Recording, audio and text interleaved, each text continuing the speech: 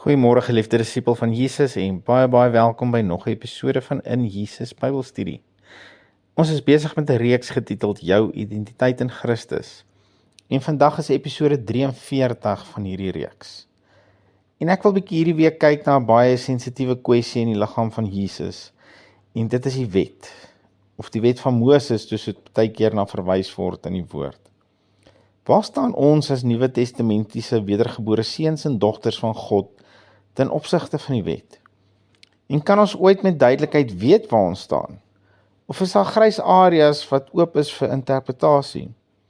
En wat het dit met my identiteit uit te waai? Wel, ek dink dit het alles te doen met ons identiteit, want dit gaan oor ons identiteit in Jesus. En as ek dan my identiteit in Jesus kry, moet ek tog weet waarvoor staan hy, want ek staan vir dieselfde. Ek moet weet onder watter verbond is Jesus, want ek is dan onder daardie selfde verbond, aangesien ek my identiteit in Jesus verkry en alles waarvoor hy staan. Ek wil net van die staanspoor af iets baie duidelik maak. En Paulus het daaroor geskryf in Romeine, en dit is dat die wet heilig en regverdig en goed is. Paulus skryf vir ons onder inspirasie van die Heilige Gees in Romeine 7 vers 12. Dus is die wet heilig en die gebod is heilig en regverdig en goed. As ek dus vorentoe iets oor die wet sê, moet my asseblief nie misverstaan of misinterpreteer nie. Ek is nie teen die wet nie. Ek sê nie die wet is sleg of verkeerd nie. Nee, die wet is heilig, regverdig en goed. Maar ons moet die wet sien en gebruik waarvoor dit bedoel is. Om my en jou aan die einde van onsself te bring. Die wet is nooit bedoel om jou heilig te maak nie. Dit kan nie. Die wet is heilig, maar dit kan jou nie heilig maak nie. Die wet is regverdig, maar dit kan my en jou nie regverdig maak nie. Die wet het twee groot doele gehad. Om my en jou te wys wat God se standaard is en hoe heilig hy is. En om ons te wys dat ons geensins aan hierdie standaard kan voldoen nie. Die wet is gegee sodat ons kan ophou met die sinnelose ding om onsself met ander mense te vergelyk, om te bepaal of ons regverdig is voor God. Jy weet, ek is daarom nie so sleg soos die ou of daai vrou nie. Ek doen daarom nie wat Malema doen nie. En ek is nie so sleg soos Hitler nie. En ek suip nie soos my buurvrou nie. En ek hou die Sabbat perfek soos die wet dit bepaal op 'n Saterdag. Nie soos julle ander stupid goddelose mense om te dink dis op 'n Sondag nie. Om jouself met ander te vergelyk en te dink jy is regverdig voor God, omdat jy daarom beter is as die meeste mense om jou, is juis hoekom God die wet gegee het. God se standaard is nie ander mense nie. God se standaard is Jesus. As ek en jy nie soos Jesus is nie, is ons verlore. Punt. Dit maak nie saak hoeveel beter ons as meeste mense is nie, Jesus is die standaard, nie ander mense nie. Ek vergeet nou wie die boek geskryf het, maar ek het eendag 'n boek gelees waarin die skrywer dit vir my so mooi geïllustreer het.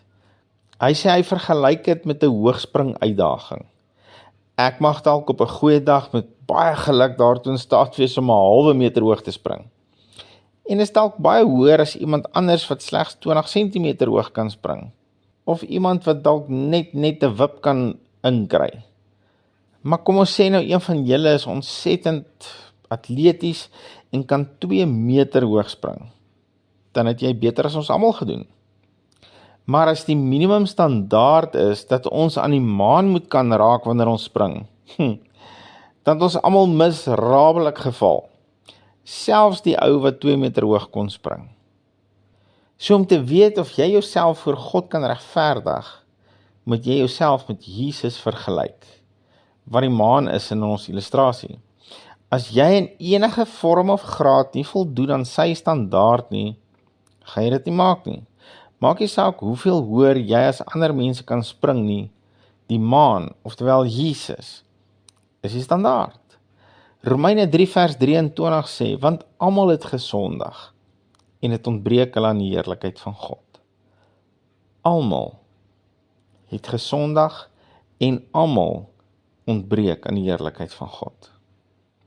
Dan kom die woord en sê in 1 Korintiërs 15:56, die angel van die dood is die sonde, en die krag van die sonde is die wet. Hoor mooi wat sê die woord hier. Sonde is die oorsaak hoekom ons doodgaan, en die wet is die oorsaak dat ons sondig.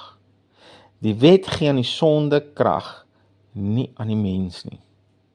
Wow, ek dink ek moet dit net weer sê.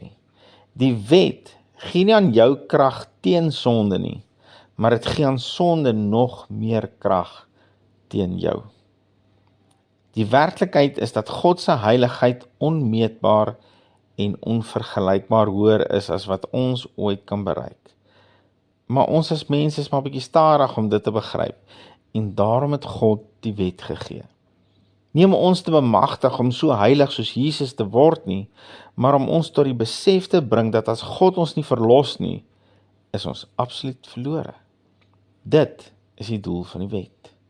Om ons tot die besef te bring, God se heiligheid is hoër as ons in, en ons kan dit geensins uit onsself bereik nie. Die enigste manier vir ons om sy heiligheid te kan bereik, is as hy ons so heilig maak. En prys die Here, hy het Jesus gestuur om ons ongeregtigheid en ons sonde op hom te neem, en het saam met hom aan 'n vloekhout vas te spyker, en vir ons sy heiligheid en sy geregtigheid gegee.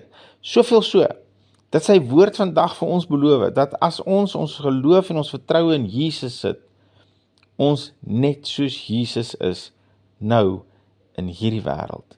1 Johannes 4:17. Kom ons leer om die wet te gebruik vir die doel waarvoor dit gegee is. Here Jesus, baie dankie vir u woord, en dat u woord vandag weer ons kom bemoedig en ons kom bekragtig, dat Jesus is die standaard. En dit is soveel hoër as wat ons ooit uit onsself uit kan bereik, maar ek eer u Here. U het ons nie gelos dat ons uit onsself uit moet bereik nie.